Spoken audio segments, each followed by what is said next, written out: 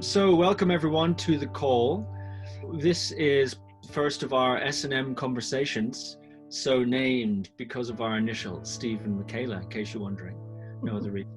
And the basic format, this is going to be the first in a series of calls we'll be doing to sort of support people through this time and to explore the themes that are coming up. Today, we'll do a little bit of talking at the beginning, and then most of it's going to be open to questions. We'll also be releasing, in addition to this, a whole bunch of resources over these coming weeks. Many of you know that I've been, in my podcast, ramping up the schedule, and for the last about 9 days, every single day, I've been posting interviews. I've been going back to my old guests, getting them back and posting an interview every day with them, addressing questions to do with the situation we're in. I've been asking them how to deal with anxiety or fear or panic, what to do about being sick if you become sick, what to do about facing death, how to help others who are sick or afraid or facing death, and also tips to do with isolation. What do you do if you find yourself in a period of extended seclusion? And one of the guests that I recently had is the M of the S&M, Boehm. So her episode was there, and that was very interesting. So if you haven't seen that yet, do check it out, because that's 45 minutes or so of Michaela's tips on all those topics that I just listed. We're also going to be releasing guided practices, some practice along kind of things. Also in Guru Viking Facebook, you can see live stream meditations where you can sit with me and dip in and out and meditate with me. Michaela's going to be leading all kinds of practices, live streamed and releasing videos and so on. So we are going to do our best to support you going through what the situation that we're in internationally. Ava, did you want to add anything to that part? No, just to say hello and thank you for everyone for joining us. We had an enormous amount of signups for this call, and I just came off a phone call with our study group participants, and also from Europe and at the US and Canada. And so we're going to do our very best to give as much support and also actual practices while we're all getting used to a kind of a very different new normal. So this call, as Steve was saying, will be answering questions, but you can also email us or post things on Facebook of things you would like addressed in general, and then we can see what we can do to support you on that. Okay, so one of the things that I was going to bring up as we begin, one of the things I've noticed, and I wanted to see what Michaela's take on this was, fight or flight's a funny thing. Stress is a funny thing. And often I think we think of fight or flight and stress, acute stress like fight or flight, as something that happens suddenly, some threat or some trigger emerges, and then suddenly we're thrust into this high arousal state. Well, one thing that's also can be the case is there can be a kind of a accumulation, a sort of fight or flight ambush. Slowly, little bits of accumulated stress and concern coming. So I wanted to see what you had to say, Michaela, about ways to de-escalate from a kind of fight or flight and to come back to a sort of a more regulated state in full possession of your IQ points. Because the other thing about the stress states is that you lose IQ points, because you don't need IQ to run from a saber-toothed tiger. Yes. If you sit there thinking, which way shall I run? It's too late. You're eaten. Yes. It stops you thinking and you go that way, Yes. I'll say a few general things, because I think these are things that are commonly known, but there are some nuances that are really good to know that I kind of just want to talk about for a moment before we start taking questions and give practices. Fight and flight, as you said, is a function of the nervous system that allows us to stay alive. It's not a function that requires a lot of smarts, because it was meant to protect us in the wild from actual threat, not the threat that comes from reading too much news or seeing things on the news that are very, very, scary. And that particular fight or flight cuts out your executive thinking or decision-making function, and it goes into instinct. And I've definitely noticed in the last week or so, even in the way people write emails to me or the way people interact, you know, even on a customer service level, and a market increase in people's fight response. So, and that usually means aggression. People are way more aggressive, even with the things that they want, the way they express themselves, their need to be known or accommodated exactly the way they want to be accommodated. And that is the fight response, where because we're not actually fighting an enemy that we can physically combat, the general, you know, kind of ready to go into battle makes people less reasonable, less thought out, and certainly also less compassionate, right, for others. Because of course, one of the main functions of fight or flight is every man for themselves. You don't take other people into consideration in fight or flight. And like you were saying, you might be off the baseline and not know you're off the baseline, even in fight or flight. Certainly in freeze, which feels like everything's fine, everything's actually okay. Oh, I'm doing okay. And then you sit down or you move your body and suddenly you realize that there's all this pent up stuff. So good strategies, I would say a good strategy in this particular moment in time is to assume you're not okay. And what I mean by that is not to be catastrophic about it, but to go, I probably need some extra stepping down. I probably need some extra self-care. I probably need some extra time in nature or some extra time de-escalating the nervous system, because it's a pretty safe bet that just the baseline anxiety is a lot higher than usual.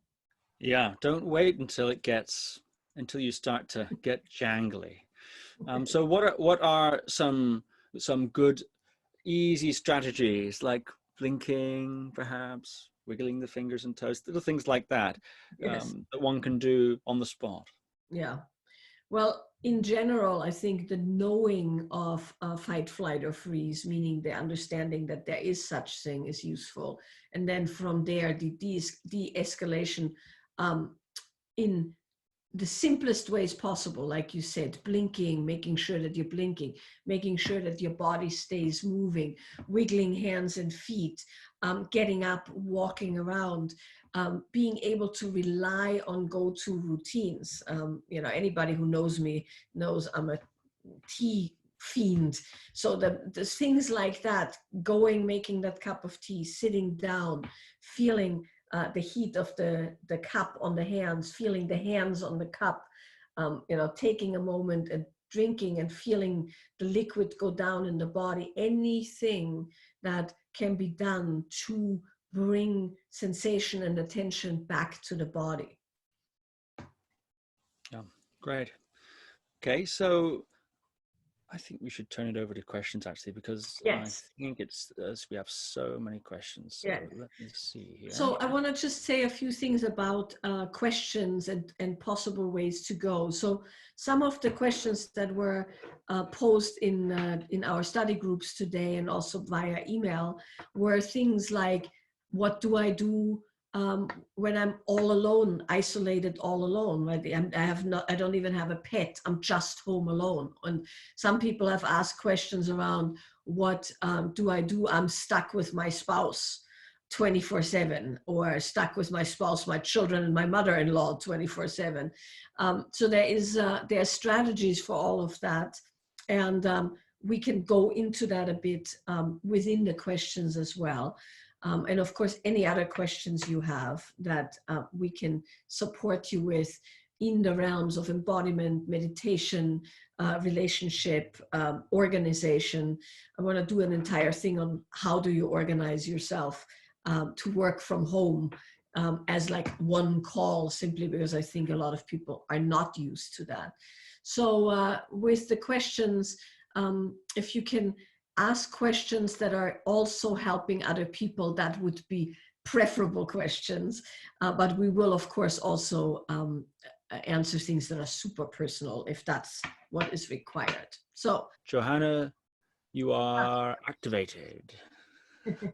Hello, Michaela. Nice to see you. Hi, Steve. Hi. Can you still hear me? Yeah. we can hear Very you well. fine. Yeah, this is the first everybody time. else. Yeah, it's the first time that I'm using Zoom, but it's working great. I am all alone. I don't have a pet, and well, I actually don't have a question. I mean, I do feel alone sometimes, and I do get pretty a little freaked out and stuff, but I meditate for many years, so meditation is what brings me back. And yeah, I have a little bit, I can get into the panic mode by just thinking how crazy this all is, and a pandemic, and we never had this before, and it becomes really huge in my mind at times. But then somehow I manage to just stay and stick with my routines, and sometimes I cry and let it all out, and just totally let it be, that panic. But then I compose myself again, and it goes away, and then I feel centered again. So I'm just interested in the tools that you're going to share, and I'm sure there's some of them that I've never heard of, and will be grateful for them, and just to connect with you guys and be part of it is basically what makes me feel centered and whole again. So thank you. Okay, well, thank you.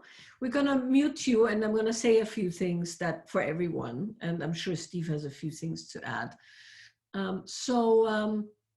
The first thing to say is that if you happen to be all alone, right? So some people are, in Europe particularly, there is full isolation already, and people can't see anyone else.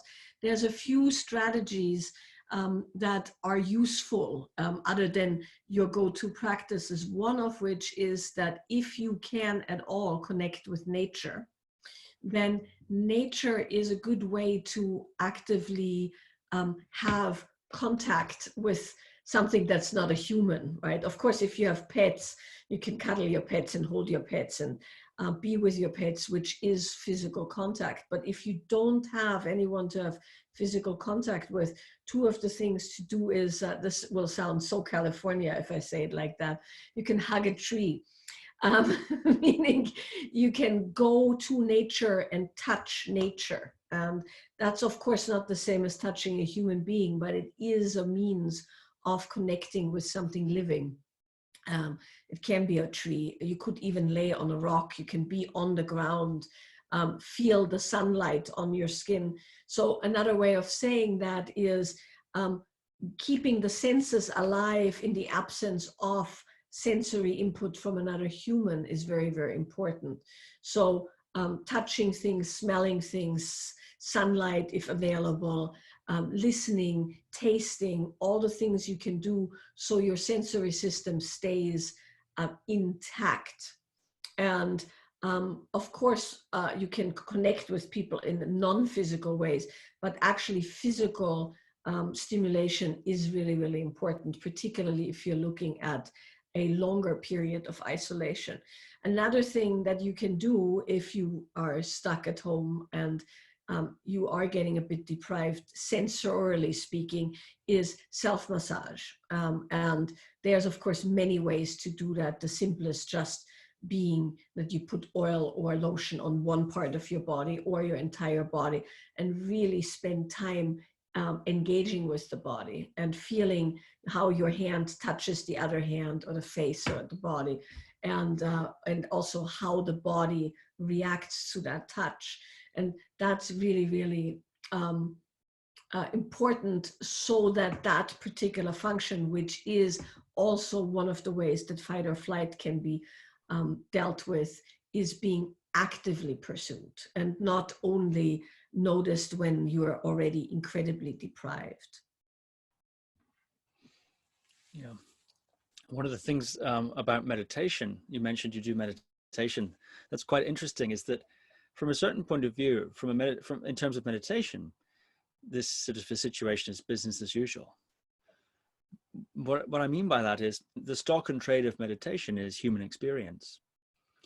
Whether that human experience is happiness, peaceful feelings, blissful feelings, or other feelings like fear or experiences like sickness or whatever is the case, this is within the range of experiences meditation, if you want, is designed to deal with and designed to work with.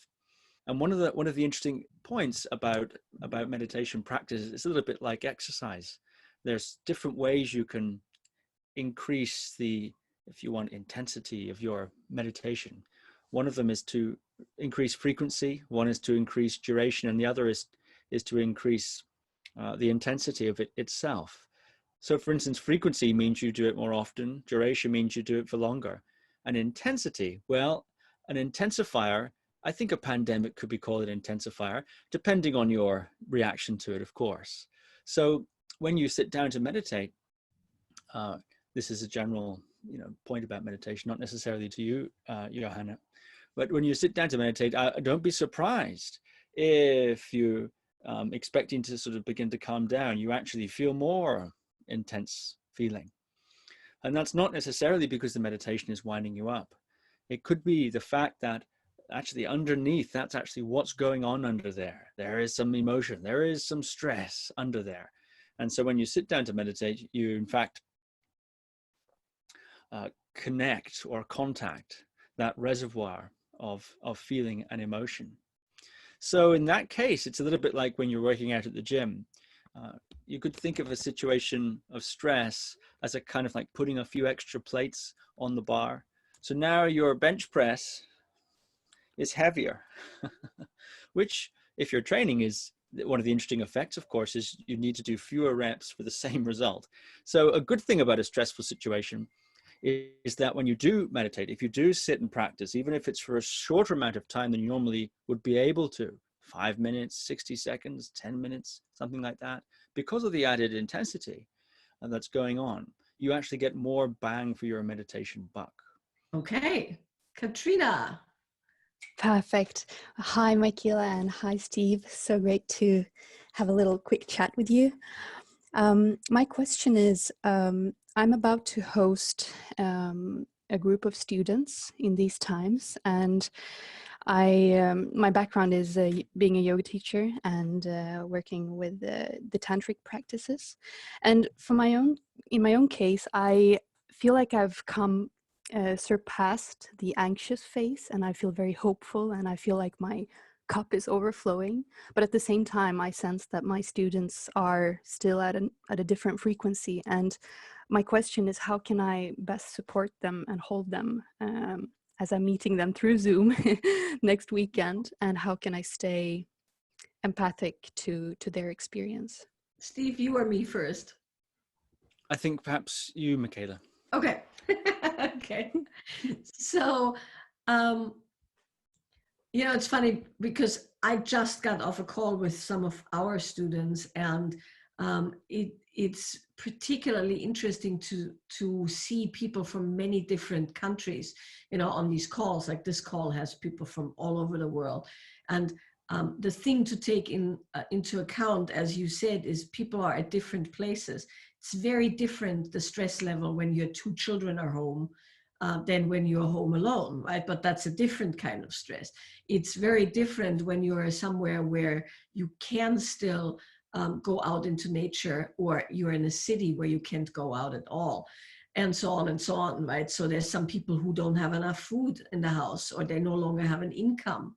And particularly in America, where there isn't really much of a support system, people are looking at not being able to pay their rent in a week and things like that. So to assume that people are in a different place than you is a very, very good thing, right? Very, very good thing. And I think the way to be with that, and this is true for this call as well, is to just support people with the things that you can support them with, without that being oh, you must do this, or this is not good, or you should feel like this, but to essentially allow everybody their experience and give of yourself in a way that can be useful to the people who come to you, right?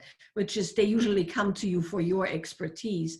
And if you can give them their expertise without any shoulds or musts or ideological aspects to it, it will be hugely calming and comforting. And for most people, just having a forum to connect with people who are of similar interest is enough at the moment. So that's my take on it. I don't have much to add to that. I mean, depends, of course, what you're teaching, but one of the best empathy tools is to listen. Come in with a plan, but and stick to what you know. You know, and you don't have to be necessarily the fairy godmother of the pandemic with an answer to everything. But and if you know, and I think your teaching experience will orient to the new medium. You know, sooner or later, you'll get your chops that you have in live teaching together. Thank you. Well, okay. Thank you, Katrina. Good luck on your call next week. Okay, All Alex. right. Alex Davis. We just need to. Okay. Yeah, can you hear me? Yes. Yep. Hi, Alex. Yes. Yeah, thanks to you both. I guess my question is about what I'm finding in my reaction at the moment is really wanting to have kind of a comforting contact with my partner, almost like a kind of a motherly kind of contact with my partner, and that's obviously that's not that conducive in terms of polarity to sex, and I'm just wondering how I could kind of work with that and introduce a bit more polarity into our connection right now. Are you isolated at the moment? Do you have to be together all the time, or is it more a situation of you know, you're coming and going? What's the actual situation? We're both kind of isolating, and we're both working from home. We're not kind of confined to the house. We're in the country, so we can go out, go out into nature and so on. But we're not really in contact with anybody else physically. Yeah. And you don't have children? No, we have a cat. Okay. No children. That's a child of sorts. A kitten. Yeah. Well, I think the important piece to understand and know is that, let's see how I can say this. Polarity is not all that it's cracked up to be in a crisis situation. And what I mean by that is one aspect of fight and flight, or fight or flight, I should say, is that in some people it produces an almost exaggerated sexual response. And in some people it produces the exact opposite, right? And so some people under threat get just, you know, hypersexual, and some people under threat, it doesn't happen at all, and it doesn't want to happen.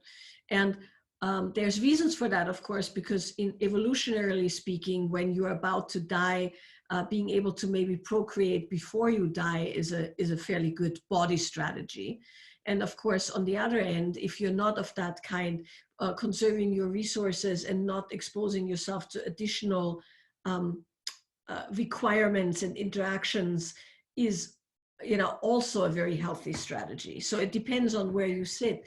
So if you're together all the time and it feels like you need a bit more of the, let's say, mothering is not, I would say, soothing or connecting kind of activity, I would just let that happen to begin with.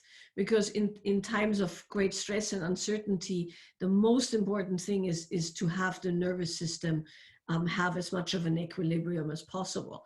But then when if this should happen to go on for a prolonged period of time, then the way to work with that would be to create a bit of distance before you re-engage, so let's say erotically. So that would mean maybe going out in nature separately or spending time in separate rooms, and not rolling everything in at once. And what I mean by that is particularly when people are not used to being together all the time, it becomes this kind of amorphous blob of common activity. And that, of course, is the killer of any kind of sexual attraction over time.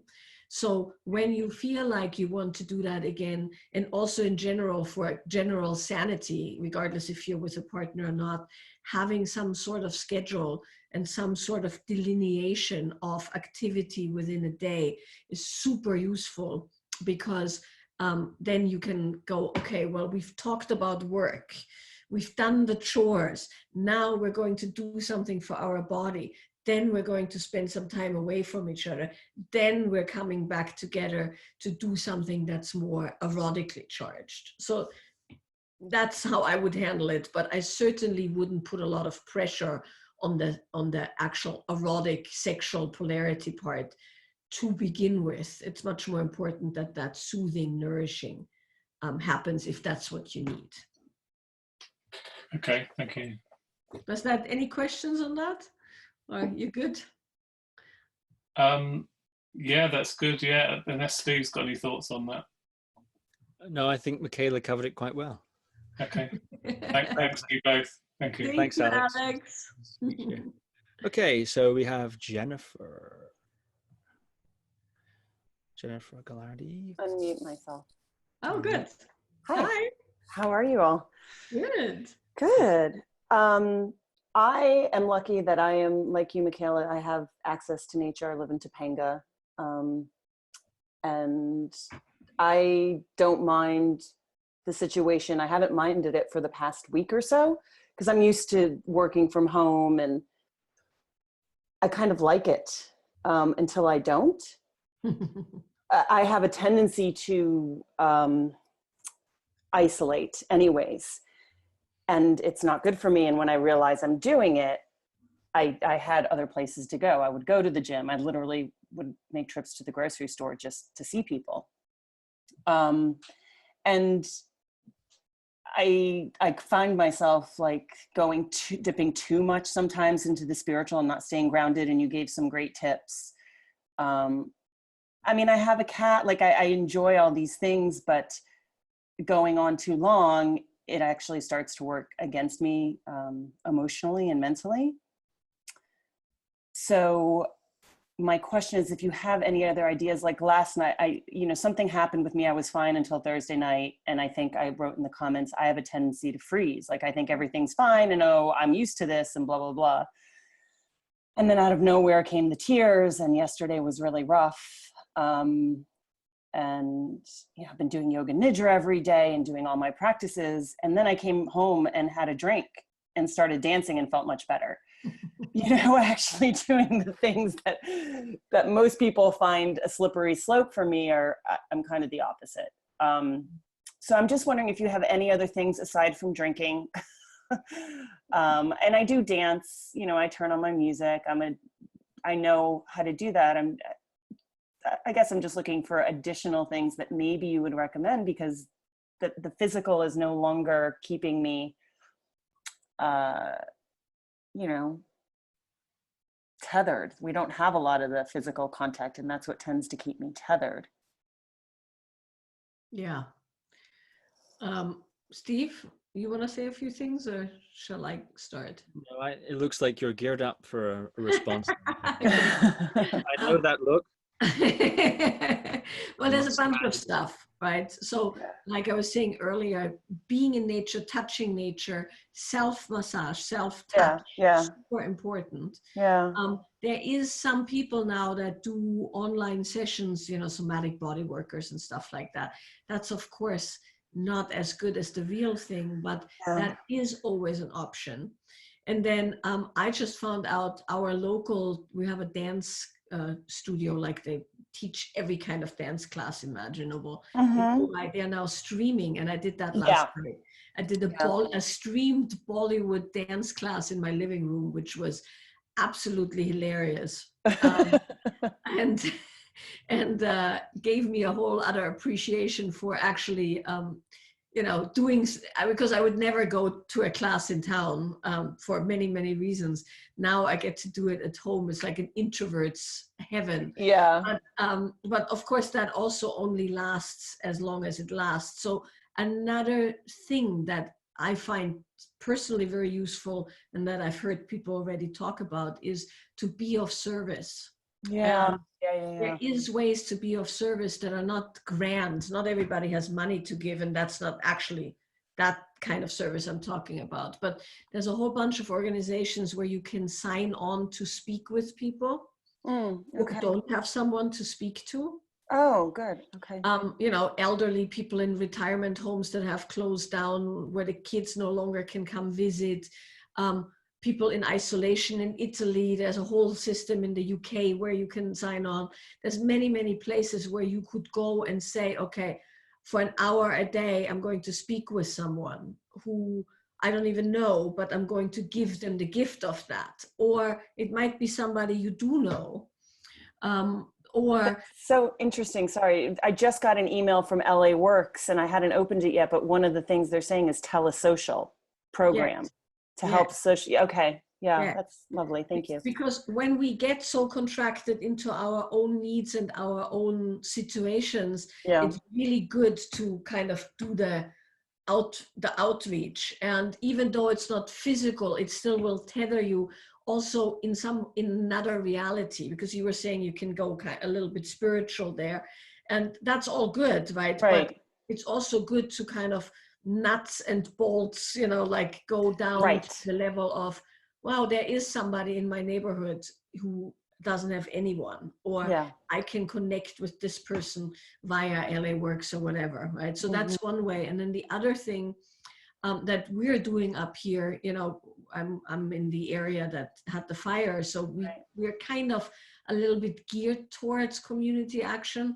But so we have organized up here to make sure that people actually have food, because of course some people don't have an income right now.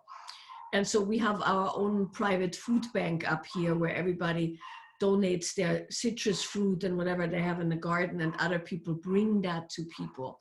And then there's also people who buy gift certificates from the restaurants that are about to go under because they don't have business for takeout, and give the takeout to people who don't have an income. So there are things one can do that make you socially connected in different ways than you're used to. And I think that's really, really crucial in this time, so that we don't all go into, dog eats dog, everybody for themselves kind of mode, which has a really negative effect on the body as well. Yeah, no, thank you for that. I already feel like that is the ticket for me. Good. Yeah, appreciate it. Thank you so much, Jennifer. Mariana Lauria. So I've been mostly doing okay. And some time ago, I came back to Brazil, where my parents live. And when I got here, I started putting loads of things in place so we could isolate. Brazil was a few weeks behind what's happening in London, where I live. And so I was the driving force here at home, and I was quite pleased and happy with it. I have a grandma who is 98, and she moved in with us. And until last night, when I kind of contemplated the idea that I could get sick, and I literally started freaking out, not knowing what could happen with my parents, with my grandma, the idea of contaminating them. And yeah, I'm feeling it so strongly in my body right now. Mm-hmm.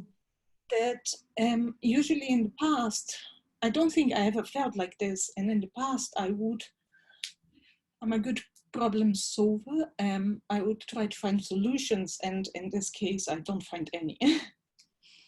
And I'm part of this women's study group. So I've been doing the practice in the evening. And then last night was the first night where I did not want to engage with it. I did it, but I found myself not even being able to move properly. Mm-hmm. Mm-hmm. Yeah, that's where I am at. So if you have any suggestions of how I could take myself out of this paralyzed place that I find myself, Mm-hmm. Mm-hmm. would be helpful. Mm. And thank you. Mm-hmm. Thank you. You're on a roll, Michaela, I think. I want you to say some things because I know you have good strategies. But in general, and this is for everyone, right? I'm going to say a few things because Mariana is in the study group. And one of the things that we do in the study group is something that I'll be teaching quite extensively in the next couple of weeks, which is a practice called moving what you're feeling. We've actually posted a guided audio version of that on my Facebook page already, and we can post it with this call as well. And so moving what you're feeling is a practice where you're essentially, you can do it standing or you can do it on hands and knees. We do both. Where you're essentially closing your eyes, you're keeping your eyes closed, and you're feeling into your body, and you just move whatever you can feel in the body. So you could move as the stuckness, or you could move as the numbness, or you could move as the anxiety. And sometimes it's just a feeling in the chest, or you know, it might be an emotion, or it might be a looping thought. And the whole idea is that as you allow the body to move, the body can process differently than your mind can. So it's called nonlinear movement, and this particular practice is called moving what you're feeling. And I'll say a little bit more about that in a moment. But in moving what you're feeling, you're essentially translating internal sensation and emotion and even thought into movement, which then allows the body to process and to release and to wash out. So the good thing about having a daily practice is that when the going gets tough, you have something that you already have kind of a memory of, or a muscle memory of, that you can fall into. But of course, when the overwhelm gets really, really high, the first thing we want to do is shut it down, right? So that is the freeze mechanism, or the flight mechanism, where you just run away and you hide in a corner, or, you know, things of that nature are fairly normal in moments of overwhelm. But the key is to, at that point, kind of up the practice, regardless of how much you don't want to do it, and good for you for being able to do it. But you'll essentially go, okay, well, clearly I don't want to do that because I'm hunkered down. I don't want to feel, it's too much.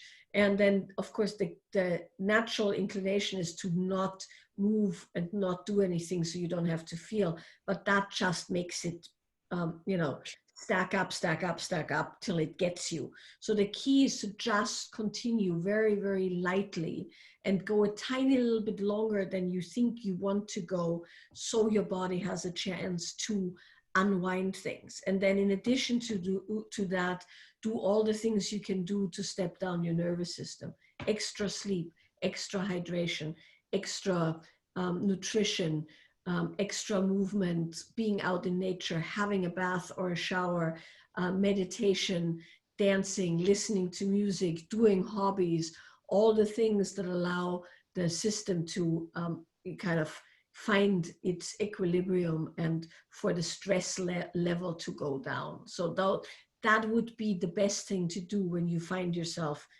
escalated and freezing from that. Thank you. Mm. Welcome, Mariana. Thank you. All right, Sineva. Yes, hello. So good to see you, Michaela and Steve. I'm very happy and grateful to be here with you. Thank you.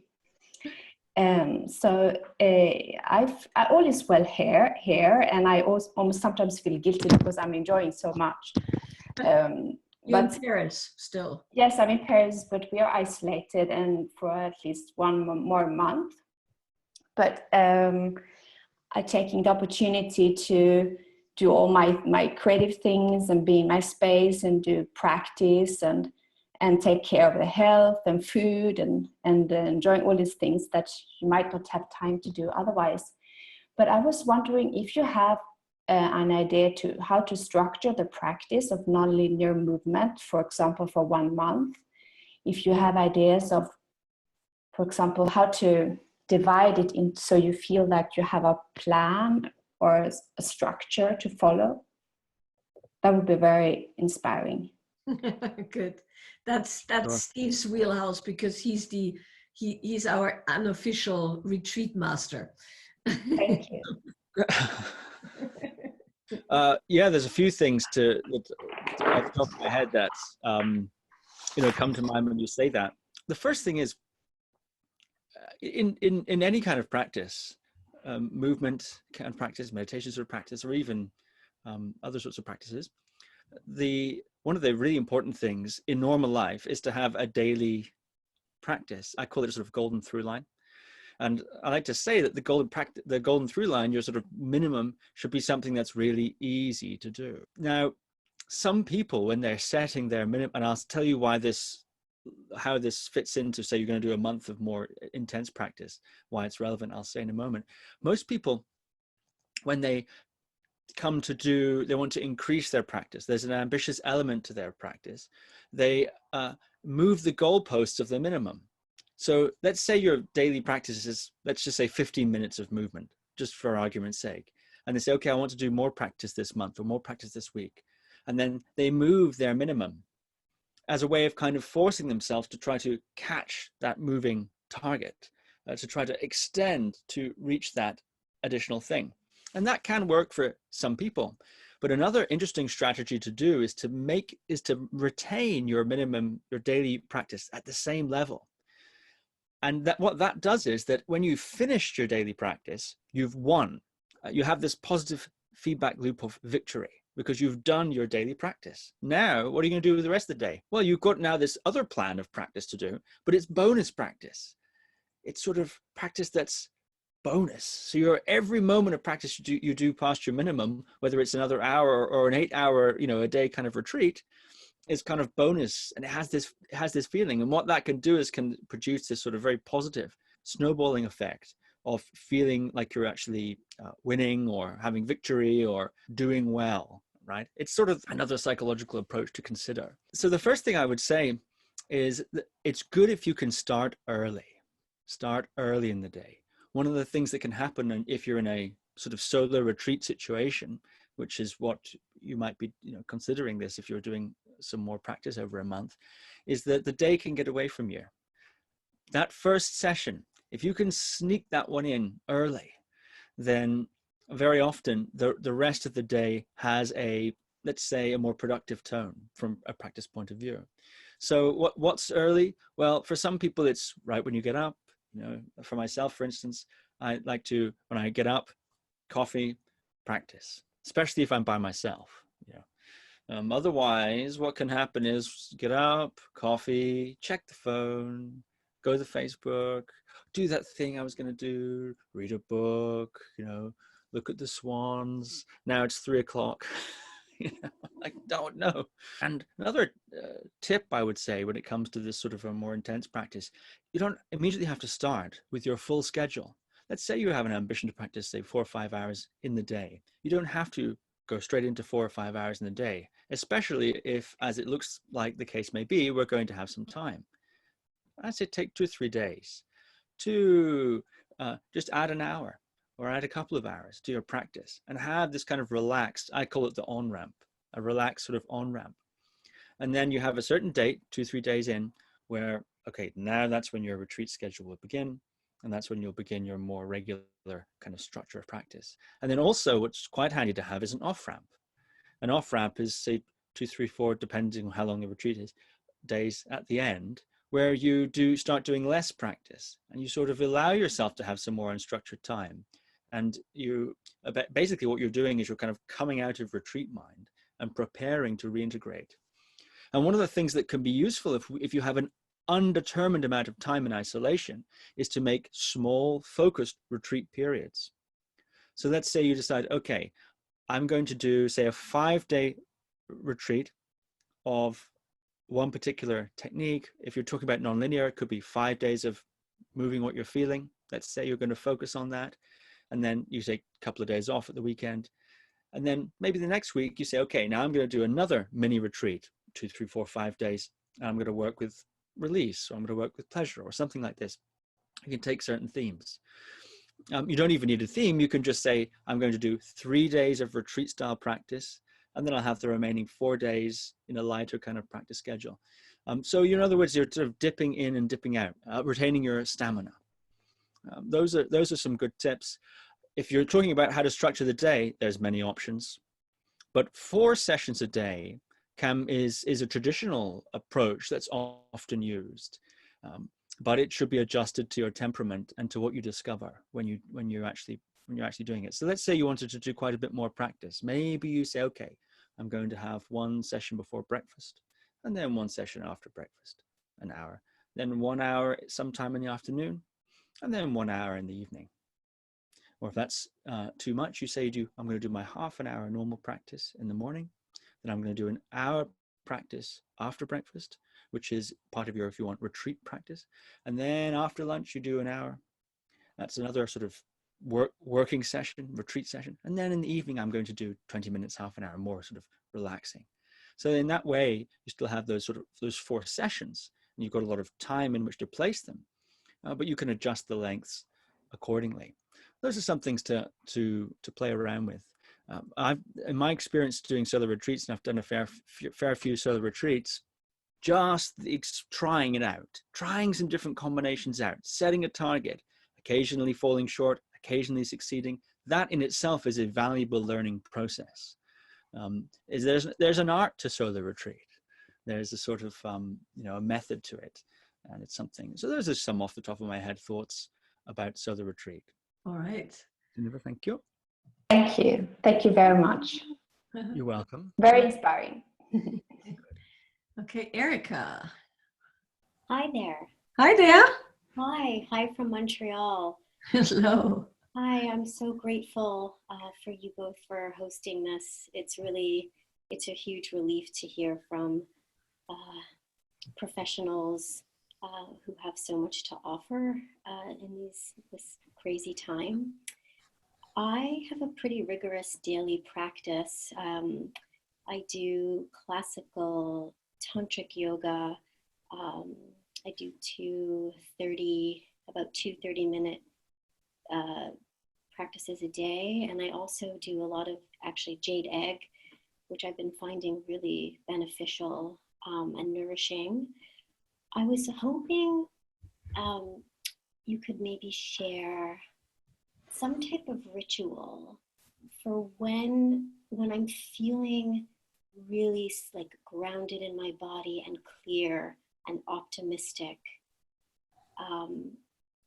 Something maybe to help maintain that, or like almost like a practice that's a ritual that can sort of help maintain touch with that if I feel that I'm kind of modulating out of that. Does that make sense?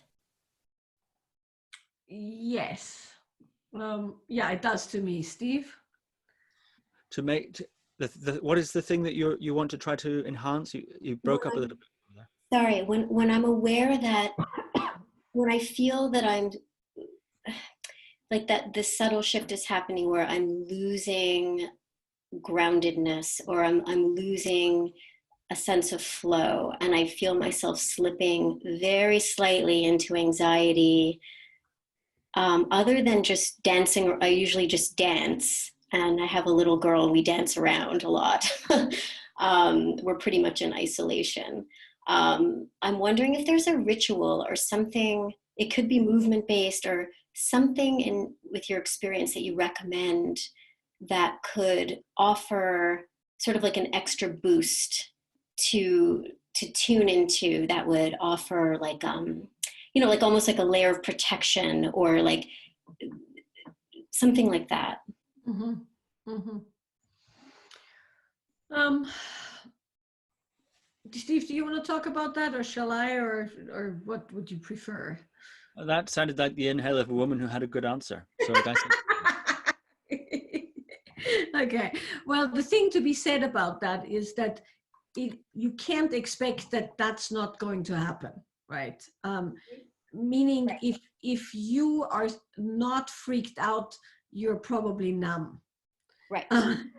And what I mean by that is it's pretty uncertain times and pretty extreme circumstances. So the part of you that is an organism, right, wants to survive, and the part of you that is a mother wants your child to survive. And so you will have spikes of anxiety, and you will have spikes of you know, fight or flight or freeze or all of those kind of things. It's not a matter of never feeling those things, right. Because they're also useful. If you don't have those, if you're just coasting all the time, you're not going to be motivated as an organism to take care of yourself and to feed yourself and to wash the hands when you go outside and all of that, right? So it's actually good. It's good to feel the moments where you feel perfectly fine and the moments where you don't, and kind of live in that polarity of those two spaces as a means of knowing that you are functioning and alive and stuff like that. So that's the first thing to be said.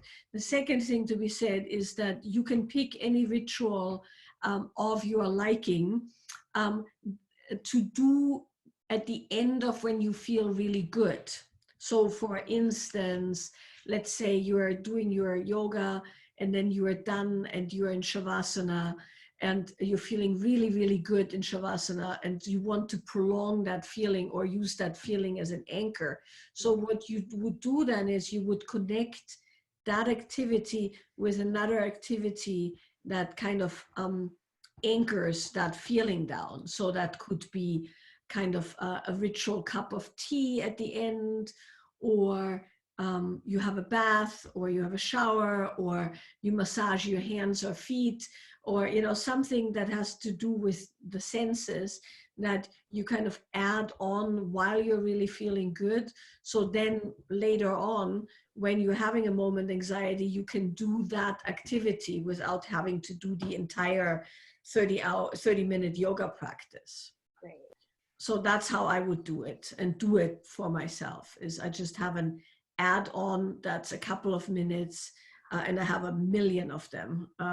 You know, one of my favorites is drinking tea. And then that brings me back to that particular state.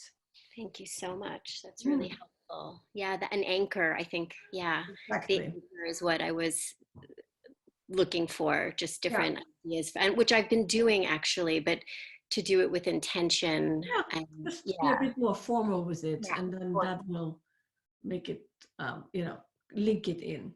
So. Great. Okay, thank you, Erica. Nice to speak with you. And Steve will mute you, and Dennis, I think, is next. And then we're almost done with the call. I think we can probably do a few more minutes. okay. Dennis, you are live. Thank you. Hi, You're Stephen. like a radio show host, you know. So, Dennis, where are you calling from? What's on your mind? Yeah, so Michaela, you mentioned talking about living with children and teenagers. And I would love to hear in general about how to do that. I have this young, beautiful teen girl who's full of life and energy and who is very disorganized, as they are, and doesn't want to have routines imposed. And I find that over time, I can live with that, and we can handle things. But over time, I tend to be, to get angry, and I have to leave the room and settle down. It's more or less like the baseline we're talking about, that I can be with it for a certain amount of time, a couple of days, and then it's too much. So I'm interested in any general strategies how to live with teenagers and girls, and of course also keeping the baseline in place. The thing to be said about this in the context of what we're talking about, which is people being stuck at home, is that, of course, and we see this also out and about with people being out and about, right, who can't really have any reality on it. When you are a teenager or even a young adult, you don't have reality on getting sick or dying or infecting other people or paying the rent. Or paying the rent, exactly, or having to making your bed, exactly, right? So showering with a sufficient frequency. Yes, all of those things, right? So essentially, you can't expect her to understand what it's about, right? Because she's not, and of course, the function of a teenager is to be unbelievably self-involved. Because that's what being a teenager is all about, right? It's a phase that has to happen. There's a process of individuation that yes, exactly. And so that said, Dennis, the best thing you can do is step away, because you can't actually make much inroads into that, except, and these are some of the things you might consider. One of the things you might consider is upping everybody's exercise, right? In the form of, I don't know where you're living these days, but if you can, you used to have a place at the ocean, right? Yes.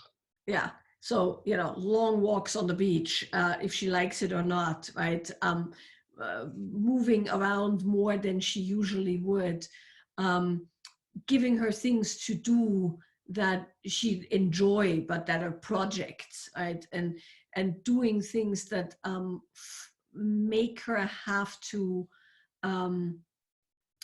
consider something else but herself, right? Whatever that is. And my guess is as good as yours probably, because she's a teenager, but anything you can find that is kind of project-based for her, and then anything you can do to have her move a lot more than she possibly wants to move.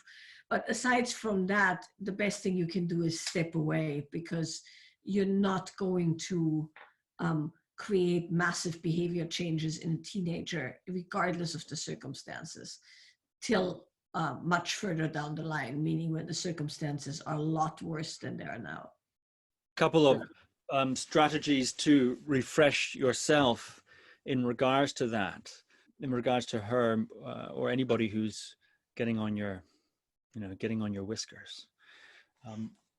Some things that I like to do if people get on my whiskers, which happens sometimes because I have very big whiskers, so it's easy to get on them. One of them is that I found, call it what you will, praying for a person. Very interesting. Very interesting. Now, of course, prayer would only be a modality that's suitable to those whose belief system or worldview would allow for such a thing. But to actually sit down and say and write and either make a list of blessings or good things and pray those into the person, or to sort of go more free flow, praying to God or Allah, whatever is your thing. But the point of that, the modality there, is this sort of deliberate generating of positive content towards the person, or in a sense, reframing, reminding yourself of your, of course, largely positive orientation, dipping the bucket into the well of the deep love that you have, which, is not to say that boundaries and strategies in a behavioral relational context aren't appropriate. Michaela was talking about that. I'm talking about what you can do for yourself so that it doesn't start building up this resentment. That's one thing. Another thing that's interesting is to do very similar, a lot of traditions have this, and I know you are an avid practitioner of various traditions, and you'll know that, is things like in Buddhism, they have certain loving kindness practices where you sit there and you do the Brahmaviharas, for instance, the 4 divine attitudes, the 4 divine abodes, where in that Brahmavihara practice, for those who don't know, it's very interesting. You start traditionally with yourself. You go through these 4 different things: loving kindness, compassion, sympathetic joy, and equanimity. You do it for yourself, and then you do it for the loved ones, then you do it for people you sort of basically know, then you do it for your enemies, and then you go out further and do it for dogs and cats. But that's the full practice. But you can do it for a person in a targeted way, like a surgical strike, like NATO loving kindness in a way. Anyway, and you sit there and you repeat the phrases. They use these meta phrases, and you can find them on the internet. And I know you know that, Dennis, but I'm sort of saying this now for everyone as well. You say something like, may my daughter be happy. May my daughter be safe. May my daughter live at ease. And you repeat that, may my daughter be happy. May my daughter be safe. May my daughter live at ease. And even just repeating that phrase very often can cut through or penetrate or loosen the combative feeling of having been, in a certain sense, perhaps disrespected, getting all this back chat. And then compassion. May my daughter be free of suffering and free from the cause of suffering is a phrase that's used. This is, a different way of praying, you could say. It's the same basic sort of idea. Sympathetic joy. May my daughter be happy. And may her happiness ever increase. And you sort of repeat that phrase and repeat that. You can take one of these attitudes, or you can go through all 4. And then equanimity. You say, my daughter is the heir of her karma. Her happiness depends on her actions and not upon my well wishes for her, which is an acknowledgement of the fact that, yes, you do have well wishes for her. And that's part of the reason you're sort of pinned. If you didn't care, you wouldn't be bothered, but you do care. So therefore you're sort of triangulated by your own heart, in the crosshair of the difficulty. So you're acknowledging that, yes, you do deeply care, but you're also acknowledging that she is the heir of her own karma. You're very interesting to clarify the responsibility where it is and the limits of your control. Because the problem is you care a great deal, but you don't have absolute control. So, that's the problem, isn't it? So that's really wonderful. And that's actually that's an interesting practice to do even for oneself, to sit there and say to oneself, very useful at a time of stress, may I be happy. May I be peaceful. May I be safe. May I live at ease. And you start to sort of turn that kindness, that gentleness, that tenderness on yourself can also be very, very nurturing, especially if you're in a situation where, where you're having to do all the looking out for everyone else and it doesn't feel like anyone's got your back and you can't step it down. That's a very interesting practice. And then finally, something which I think you'll like as a meditator, and that sometimes you're getting back chat from somebody, or someone's saying something that's really getting on your whiskers, as I mentioned before, these whiskers in particular. Something that can be interesting to try is to actually meditate on the sensations that reveal the presence of your, in this case, daughter. So that means tuning in, say, to the visual, looking at her as if for the first time. Suddenly the narrative part is a little bit looser, and what I found that sometimes can happen is that angry energy can become quite humorous. One can feel humorous when one reorients to something like that, or listening to the sound, the rise and the fall, and the sound and the silence of whatever trash she's talking. Like a sonic massage. Now, these are not necessarily methods that bypass the need to have, say, boundaries or good relationship conversations. This isn't sort of, meditating into some passive state, but it's ways to, when you are stuck in a situation and there's a limit to what you can do, or you're in a situation and you want to get more of your IQ points back, which of course, when you're angry and activated, it's less easy to think nimbly and to think creatively and to actually, make a productive conversation. So these things are not to make you passive. They're to help you when you can't do anything about it, or to help you make the most of the situation with retaining as many IQ points as you can in that sort of a way. You know, of course, you know, the more you do it, in a certain sense, you have your retreat practice right there in your own house.